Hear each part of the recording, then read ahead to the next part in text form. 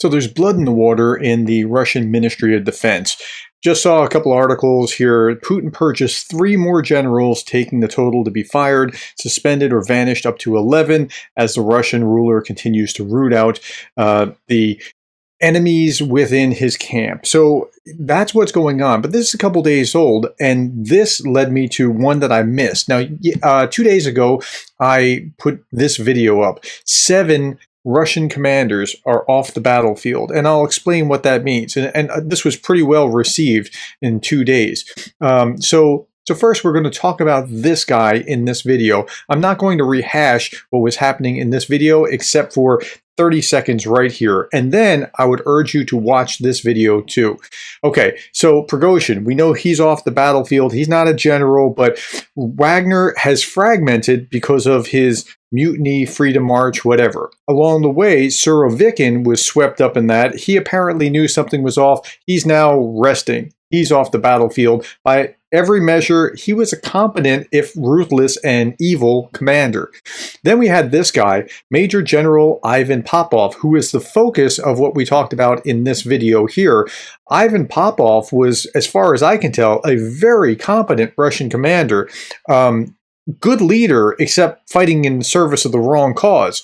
But he's off the battlefield. So that's 3. Then we have these known to be killed since June 4th, Roman Kutsov, Sergei Gorazov, and Oleg Sokov.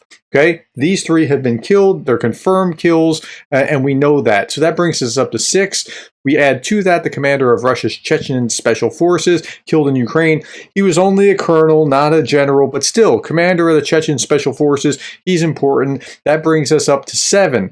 Then there's this guy, Major General Kornev. I missed this. This happened earlier in the month, and so he's off the battlefield. That brings us up to 8. And this is now what happened yesterday. I was reading this article last night. Major General Siliverstov, a Russian paratrooper commander, was removed from his post as the head of the 106th Guards Airborne Division. Now, when you see the name Guards actually is a designation like Special Forces or Rangers or SEALs or something along those lines. When you see Guards in the name, they're an elite unit. The alleged removal of Siliverstov may be part of an ongoing purge of insubordinate commanders by the Russian military. So let's look at this in Radio Free Europe. Another Russian general reportedly fired in latest military shakeup post-mutiny. Another general has reportedly been fired in the latest shakeup in the military since Wagner mercenary group founder Prigozhin launched his short-lived mutiny or freedom march or whatever it was a few weeks ago. Now, what's interesting is his last line. Experts say Putin is likely to stick with loyalists Shoigu and Gerasimov, at least for the foreseeable future, lest it appear that he caved under pressure from Prigozhin. So there's this political side, these optics at play that's causing them to continue to not only purge. The purge isn't necessarily optics, but staying with an incompetent leader like Shoigu because of the optics, I think is absolutely wonderful. And so here is the ISW's assessment yesterday. So I'm going to read big swaths of this. It's really important that you understand it, so please stay with me. The Russian Ministry of Defense has begun to remove commanders from some of Russia's most combat-effective units and formations and appears to be accelerating this effort. The recent dismissal of 58th Combined Arms Commander Colonel Popov and the reported dismissal of 106th Guards Airborne Division Commander Major General Vladimir Siliverstov prompted further discussions of the alleged recent dismissals and arrests. July 15th, in which the personnel claimed that the Russian military command dismissed 7th VDV Commander Alexander Kornev early in July. So this guy was gone in July, Kornev. He's the guy here, this guy. And I totally skipped him in the last video, and I apologize for that. But that brings us up to 9, not 7 now, with this additional guy that we're talking about today. The reported dismissal and arrest of commanders leading combat-effective units and formations appears to be associated with cases of insubordination. Again, I called this in the last video the housewives of the Russian Ministry of Defense. It's like a reality show. It's bizarre to watch. Popov flagrantly attempted to bypass Russian Chief of the General Staff and overall theater commander, Army General Valery Gerasimov, and directly bring his complaints about the front line in western Zaporizhia to Russian President Vladimir Putin. Well, in an authoritarian regime, all the power comes from the top, so bringing it to the guy a couple rungs below doesn't make as much sense, because it's really the guy at the top that's all that matters. And so the system is perfectly designed to give you what you're getting. Kornev may have voiced criticism of a host of potential issues on behalf of the 7th VDV Division, including the likely failure to be notified beforehand about the Russian destruction of the Nova Kahova hydroelectric power station.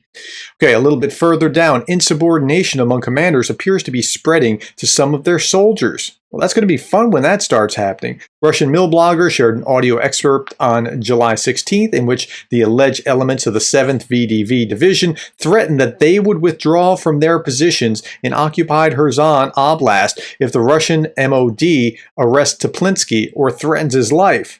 Isn't that fascinating? So the soldiers will leave their positions if Teplinsky gets arrested. Teplinsky himself set the precedent for the acts of insubordination that are currently plaguing the Russian MOD.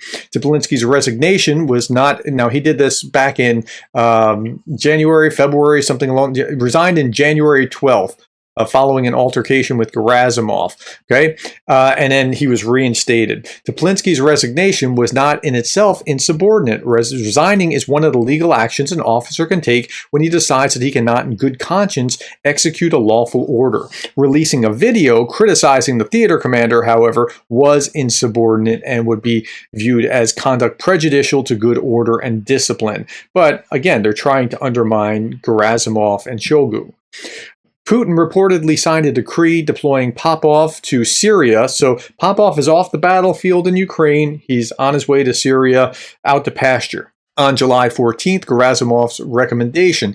The ISW assessed on April 30th that the Kremlin demoted several commanders by transferring their responsibilities from combat in Ukraine to Syria or somewhere else, leaving open the possibility that the commanders could return to Putin's favor. The Kremlin's chronic disregard for the Russian chain of command is likely hindering Shoigu and Gerasimov in their attempts to suppress insubordination and establish full control over the Russian military in Ukraine. But again, this is an authoritarian system where Putin gets to have all the say, and he's going to say what he's going to say. So the system, again, is perfectly geared to give you what you're getting.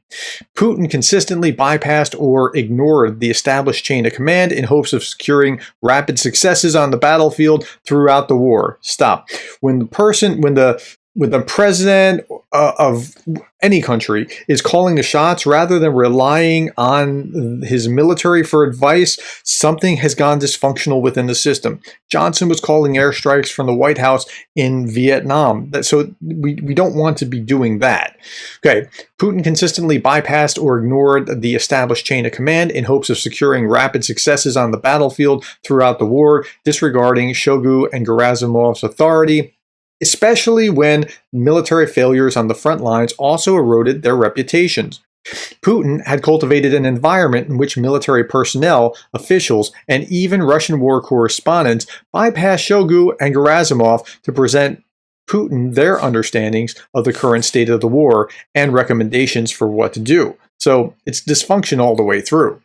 Shoigu and Gerasimov likely expected that Putin would restore their full authority over Russian military's decision-making processes given their loyalty to him after Wagner's armed rebellion on June 24th. And remember, for Putin, loyalty is more important than competence.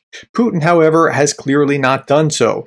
He has instead followed his normal pattern of seeking to divert backlash away from himself and rotating commanders instead of outright dismissing them, intensifying insubordination and widespread outrage in response to the ongoing officer purge may force the Kremlin to reconsider its partial backing for Shoigu and Gerasimov in the wake of Wagner's rebellion. Now remember, the optics, the politics of it, Putin can't look weaker than he already looks, so he has to kind of back these guys, but by backing these guys, he's causing this problem, so it's kind of a catch-22 that keeps reinforcing itself.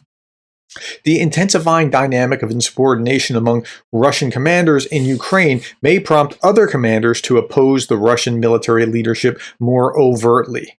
The Russian commanders are likely setting information conditions. You know what information conditions are? This is information warfare. Russian commanders are using information warfare against the Ministry of Defense, setting the conditions for what's going to happen next. It's absolutely fascinating. Russian commanders are likely setting information conditions to prevent the Russian MOD from punishing them for their insubordination by promoting narratives among Russian service members along the front and thereby risking widespread demoralization. So that's what they're doing to cover their own backsides because of how incompetent and screwed up the Ministry of Defense is at the highest reaches. So that's where we are at this point. The article goes on, but that's all that you need to know about just how much this is like the Real Housewives of the Russian Ministry of Defense. But I think it's even more than that. It's actually more like the Purge. And there is a legitimate purge going on. Russia continues firing generals amid a purge by Defense Ministry. And this is making Ukraine stronger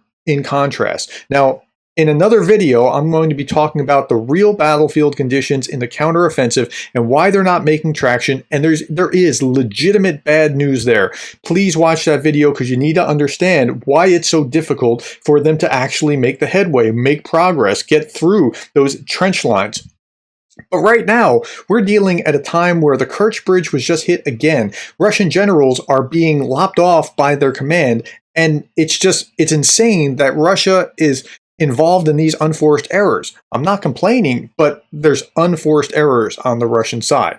Okay, that's what you need to know about what's going on in the Russian Ministry of Defense and why the Russians are now down by 9 commanders. I'll talk to you soon. Thank you for the likes, the shares, the subscribes, the coffees. Thank you for caring about Ukraine.